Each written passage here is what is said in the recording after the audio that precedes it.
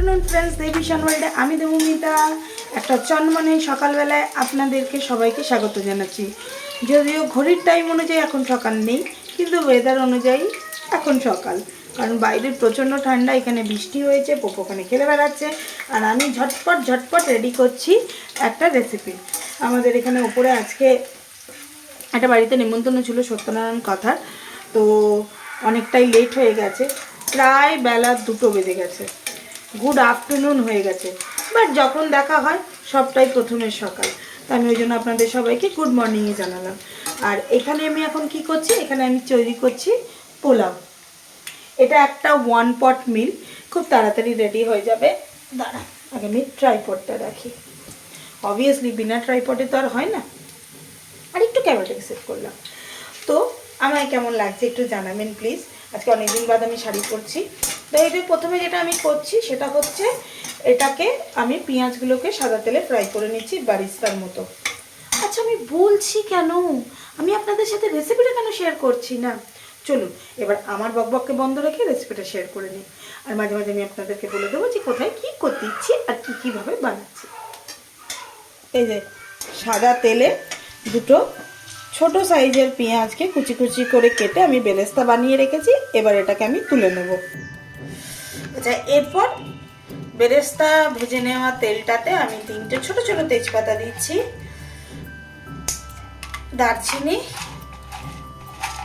অবশ্যই যেটা এখানে লাগবে সেটা হচ্ছে লবঙ্গ আর এলাচ। লবঙ্গ এখানে দিতেই হবে, লবঙ্গ হচ্ছে পোলাওয়ের জাল। আর আপনারা চাইলে এটাতে বড় এলাচও দিতে পারেন, বাট আমি দিই না।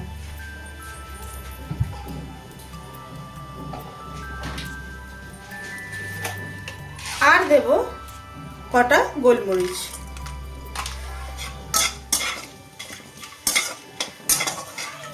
নেড়ে চেড়ে নেব। এরপর আমি এখানে দিয়ে দেবো হচ্ছে টুকরো করে কেটে রাখা আলুগুলো।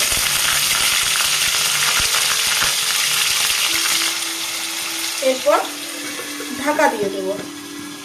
আলুগুলো এখানে হয়ে যাবে, ততক্ষণে আমি নেক্সট প্রিপারেশনে চলে যাব।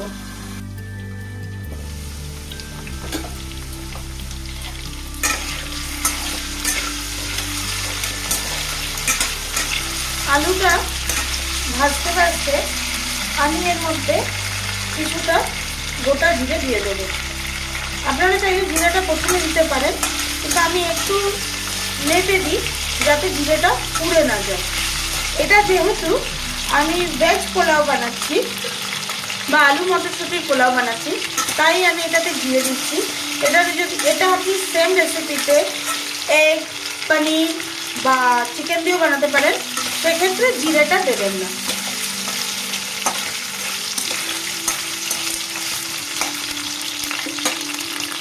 আবার ঢাকা দিয়ে দেবো।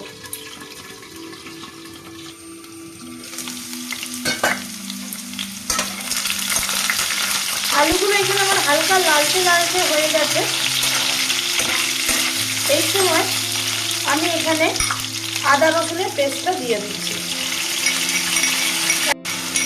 আমি এখানে ইউজুয়ালি আদা রসুনটা থেতো করে দিই, আমার ভাল লাগে ওর স্মেলটা। আপনারা চাইলে বেটেও দিতে পারেন, কোনো প্রবলেম নেই। আদা রসুনটা ভাজা ভাজা হয়ে গেছে। এই মোমেন্টে আমি এর মধ্যে দিয়ে দেবো ঝাল লঙ্কা গুঁড়ো। এক্ষেত্রে আমি কোনো রকম হলুদের ব্যবহার করছি না, আপনারা যদি চান তো করতে পারেন। আর দিয়ে দেবো 1 চামচ মতো ধনে গুঁড়ো। দেবো হচ্ছে একটু জল, যাতে মশলাটা লেগে বা পুড়ে না যায়। আমি এখানে কোনো রকম কাশ্মীরি মির্চ বা হলুদের প্রয়োগ করব না, কারণ যেহেতু এটা পোলাও, আমি এটাকে কালারলেস বা একটু হোয়াইটিশের দিকেই রাখতে চাই। আর একটু জল দিয়ে দিচ্ছি। এবার ঢাকা দিয়ে দেবো।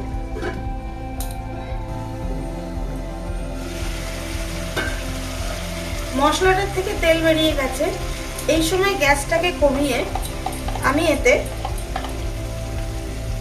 ফেটিয়ে রাখা 2 চামচ মতো টক দই দেব। এটা অপশনাল, আপনি চাইলে দিতে পারেন, না দিলেও অসুবিধা নেই। তবে টক দই দিলে বিরিয়ানি বা পোলাও এই ধরনের যে কোনো ডিশের টেস্টটা একটু বাড়ে। হালকা করে মিলিয়ে দেব। যারা নতুন রান্না করছেন এই সময় মেক শিওর আপনার যেন গ্যাসটা বন্ধ থাকে। যারা এক্সপার্ট, যারা রান্না করতে অভ্যস্ত, তারা ফ্লেমটাকে স্লো করে নেবেন। এরপর আমি এতে দিয়ে দেব 1 চামচ মতো নুন।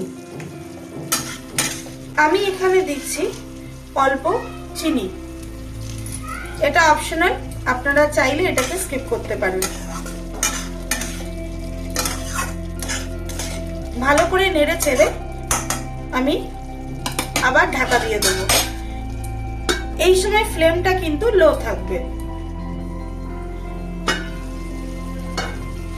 এখানে দেখুন দইটার থেকে ভালোভাবে তেল বেরিয়ে গেছে, মানে মশলাটা আমাদের ভালো করে রান্না হয়ে গেছে, কোনো রকম কাঁচা মশলার গন্ধ নেই। এই মোমেন্টে আমি এখানে 3টে কাঁচা লঙ্কা দিচ্ছি। আপনারা চাইলেন আপনাদের নিজেদের রিকোয়ারমেন্ট অনুযায়ী ঝালটা কম বেশি করে নিতে পারেন। আলু আপনি দেখতে পাচ্ছেন এখানে আমি কাটলে আলু কিন্তু কেটে যাচ্ছে।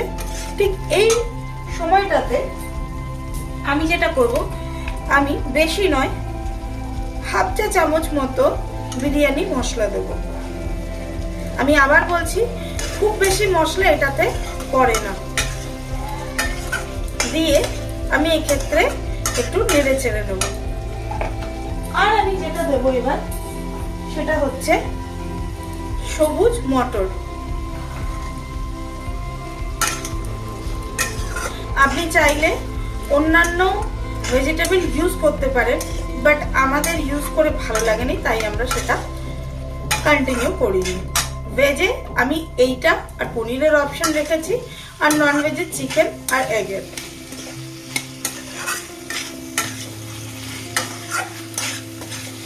ভালো করে নাড়াচাড়া করে নেব। এই মোমেন্টে আমি মশলাতে একটু কেওড়া জল দিচ্ছি। এটাই হচ্ছে পোলাওয়ের সবথেকে বড় উপাদান। আবার একটু জল দিয়ে দেবো। হালকা আছে 2 থেকে 3 মিনিটের জন্য এটা ঢাকা দিয়ে রাখবো। এই সময় এটাতে দিয়ে দেবো আমি আগের থেকে ভিজিয়ে রাখা চাল। আমি 2 বাটি মতো চাল এখানে দিচ্ছি। একটু নেড়ে চেড়ে নেব। প্রথমে দেখুন চালগুলো যেহেতু একটু নাড়াচাড়া করে নিচ্ছি, চালগুলো আস্তে আস্তে একটু সাদা সাদা ভাব চলে আসছে। ঠিক এই সাদা ভাবটাই আমাদের চাই। আলতো হাতে নাড়বেন, বেশি প্রেসার দেবেন না, নালে চাল ভেঙে যেতে পারে। দেখতে পাচ্ছেন ওই প্রথম জলটা পুরোপুরি মরে গেছে, চালটা অনেকটা সাদা সাদা হয়ে গেছে। এবার আস্তে করে গ্যাসটা স্লো করে গরম জল দিচ্ছি। আপনারা ঠান্ডা জলও দিতে পারেন, অসুবিধা নেই। এবার আমি জলের মাপটা বলে দিই। আমি 2 বাটি জল নিয়েছি, মানে সরি, আমি 2 বাটি চাল নিয়েছি, মানে আপনাদেরকে এখানে 4 বাটি জল নিতে হবে। আমি এখানে মেপে দিলাম না, কারণ আমার এখানে অলরেডি বারবার করে করে অভ্যেস হয়ে গেছে। এই সময় আমি যেটা করব, সবথেকে প্রথমে এই যে বেরেস্তাগুলো ভেজে রেখেছিলাম সেগুলো দিয়ে দেবো। আর আমি দেব আর একটু বিরিয়ানি মশলা।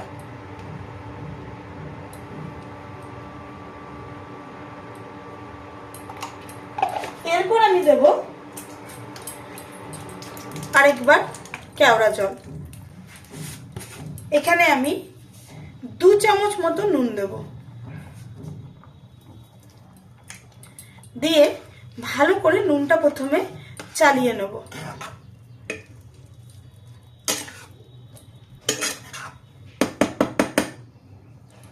এরপর গ্যাসটা ফ্লেমটা জোরে রেখে আমি 3 মিনিট মতো প্রথমে ঢাকা দিয়ে রেখে দেব। তারপর 2 থেকে 3 মিনিট বাদ যখন ভালো মতো জলটা গরম হয়ে টকবক করে ফুটতে শুরু করবে, তখন আমি সেই আঁচটা কমিয়ে 15 মিনিট নিভু আঁচে বা সিম করে গ্যাসটাকে রেখে দেব। তাহলেই রেডি হয়ে যাবে আমাদের ঝটপট তৈরি মটর পোলাও। এই সময় আমি গ্যাসটাকে আবার সিম করে দিচ্ছি। চলুন, 15 মিনিট হয়ে গেছে। এবার আমি ঢাকনাটা খুলি। আমি একটা ছুরি ইনসার্ট করছি। সেরকমভাবে কিছু নেই, হালকা একটু ময়েস্ট আছে, এটুকু থাকা দরকার। এবার আমি এটাকে বন্ধ করে দেবো আর 5 মিনিট স্ট্যান্ডিং টাইমে রেখে তারপর সার্ভ করব। ঢাকাটা দিয়ে দিলাম।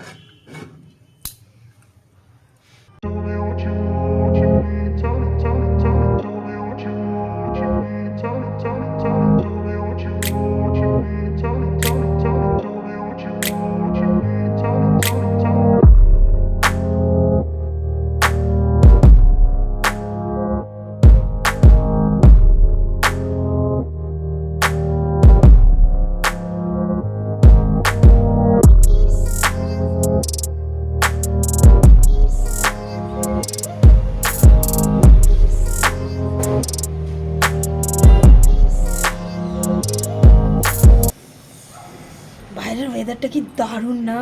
উফ, শীতকাল আমার ফেভারিট। তাতে যতই ঠান্ডা পড়ুক, ঠান্ডাতে ঠান্ডা না পড়লে ঠান্ডার মজা আসে না। কথায় বলে না, so elegant, so beautiful, just looking like you, wow. সেরকম ওয়েদারটা মনে হচ্ছে, চারিদিকে ফগ ফগ হয়ে আছে, মানে একদম মনে হচ্ছে না আমি কোনো হিল স্টেশনে আছি। এতদিন আমাদের এখান থেকে কাছাকাছি গড়পঞ্চকোট বা পুরুলিয়াতে, অযোধ্যাতে সবাই এই উইন্টার এনজয় করতে যেত। এবারে আসানসোলেই কিন্তু গড়পঞ্চকোট হয়ে গেছে। দারুণ লাগছে, দারুণ। আমার যথেষ্ট ঠান্ডা লাগছে, বাট যেহেতু আমি আজকে মাথায় শ্যাম্পু করে চান করেছি, জানি না কেন আমার মানে ঠান্ডাটা অনেকটা কম লাগছে। বুঝতে পারছি না, হয়তো ওই কারণে একটু ঠান্ডাটা কম লাগছে। চলুন, ওদেরকে খেতে দিয়ে দিয়েছি। আমি একটু ঠান্ডাটা এনজয় করতে এলাম, জানি খুব ঠান্ডা, তাও আমার ভালো লাগছে, তাই আমি একটু এলাম। আর ওরা ওখানে টিভি দেখছে, তাই ওদের সাথে বকবক আমি আর করছি না। আর পপু ঘুমিয়ে পড়েছে। কালকে জানেন প্রচণ্ড ঠান্ডা পড়েছিল, প্রচণ্ড। কিছুতে আমার এই বেডরুমটা না প্রচণ্ড ঠান্ডা থাকে। তারপর আমার মামি বলল যে এক কাজ কর, তোর কাছে যদি কোনো এক্সট্রা ব্ল্যাঙ্কেট থাকে বেডের ওপর ব্ল্যাঙ্কেট পেতে নে। তো আমি সেটা করলাম, আর সেটা করে দেখলাম সত্যিই কাজ হয়েছে। তো এটা আপনাদের জন্য একটা টিপস অ্যান্ড ট্রিক্স আমার তরফ থেকে। ভায়া আমার মামি, ক্রেডিট গোজ টু আমার মামি, কিন্তু ভায়া আমার তরফ থেকে। যদি খুব ঠান্ডা লাগে বিছানায় শুতে, যদি মানে বিছানাটা শুলেই যেন যাতে কনকনিয়ে যাদের ঠান্ডা লাগছে, তারা বিছানায় যদি আপনাদের একটা এক্সট্রা ব্ল্যাঙ্কেট থাকে, তা আপনারা ওটাতে পেতে রাখতে পারেন।